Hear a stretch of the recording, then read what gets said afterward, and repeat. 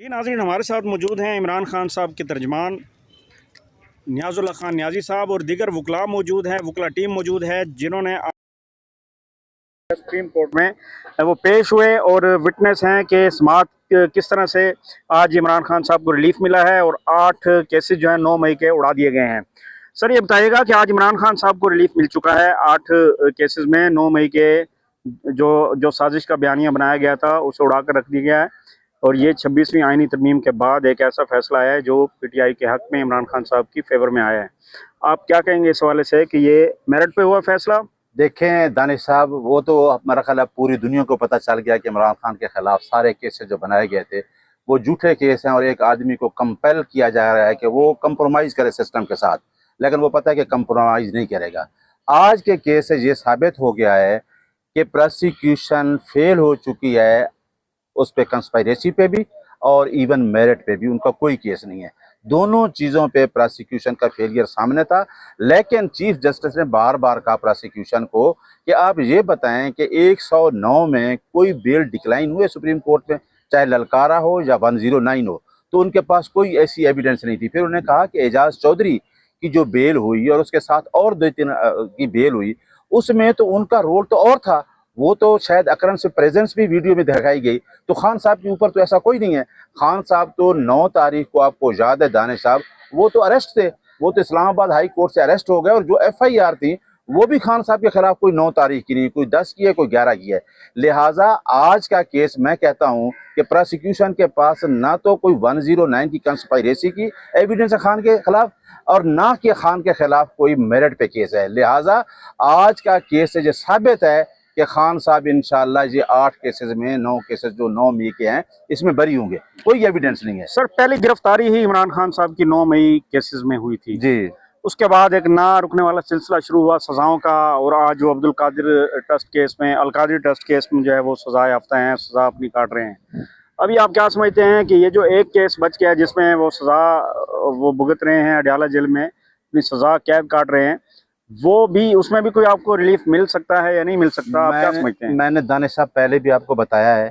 कि इमरान खान को जब ये बात कहते हैं ना कि जी माफ़ी मांगी जाए, तो इट मीन्स कि इमरान खान के खिलाफ कोई केस नहीं है, सिर्फ ये कहा जा रहा है कि आप हमारे साथ कंप्रोमाइज़ करें, सिस्टम को चलने दें। लेकिन अवाम इमरान खान के साथ करी, 8 फरवरी को अवाम ने सबूत दे दिया है कि हम उसके साथ खड़े हैं। अब जो इमरान खान के खिलाफ केस है वो टोटल एक केस बच गया है, वो है अल कादिर। और आपको पता है कि चीफ जस्टिस साहब जो इस्लामाबाद हाई कोर्ट के डोगर साहब बैठे हैं, जो हमारी मुलाकात 24 मार्च 2025 के आर्डर के बावजूद आज तक अपने आर्डर को, आप रोज़ाना जेल होते हैं, अपने आर्डर को इम्प्लीमेंट नहीं करा सकता लार्जर बैंक, उनको हम बार बार रिक्वेस्ट कर रहे हैं कि अल कादिर केस भी लगाया जाए, खान साहब की बेल भी सुनी जाए और जो हमारी कंटेम्प्ट पिटीशन पेंडिंग है आपके आर्डर के बावजूद वहाँ मुलाकात नहीं हो रही, उसको भी लगाया जाए। लेकिन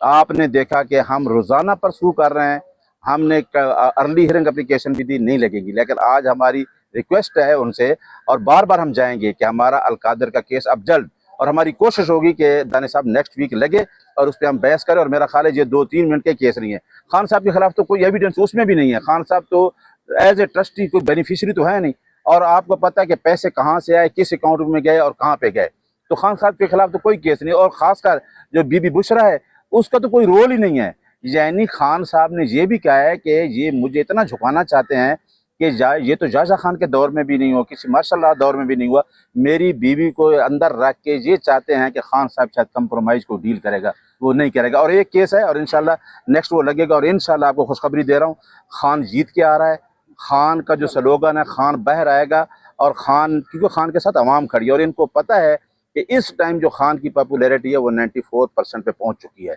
और बढ़ रही है रोजाना, और ये सोच रहे हैं कि हम खान को किस तरीके काबू करें, क्योंकि उसके साथ अवाम है और वो सच्चा लीडर है और अवाम पे डिपेंड करके बैठा है, कोई कंप्रोमाइज़ नहीं होगा और इंशाल्लाह खान जीता है और अवाम जीत रही है। सर ये बताइएगा कि इससे कबल हम देखते थे कि साकिब निसार साहब को जो है मसीहा समझा जाता रहा है पीटीआई कारकुनान की जानिब से और उनको हीरो बना के पेश किया जाता रहा है। क्या जस्टिस जाया अफरीदी चीफ जस्टिस पाकिस्तान अब पीटीआई के नए हीरो हैं? नहीं, हम क्योंकि राइट बनता था,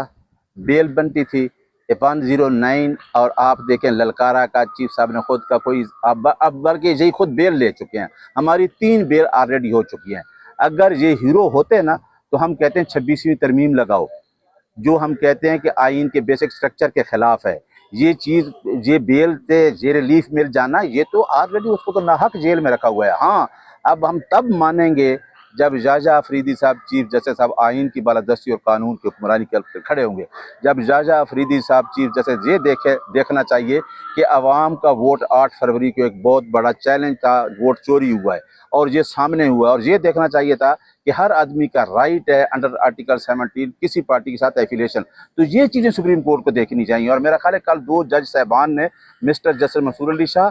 اور مسٹر جسٹس منیب صاحب نے دوبارہ خط لکھا ہے کہ آپ نے 26ویں ترمیم پہ کیوں نہیں یہ کیس لگایا. تو میری یہ ریکویسٹ ہے کہ انڈرمائنڈ کی گئی ہے 26ویں ترمیم عدلیہ کی آزادی، وہ جلد لگایا جائے اور فل کورٹ بنائی جائے اور اس کو سنا جائے. Thank you sir.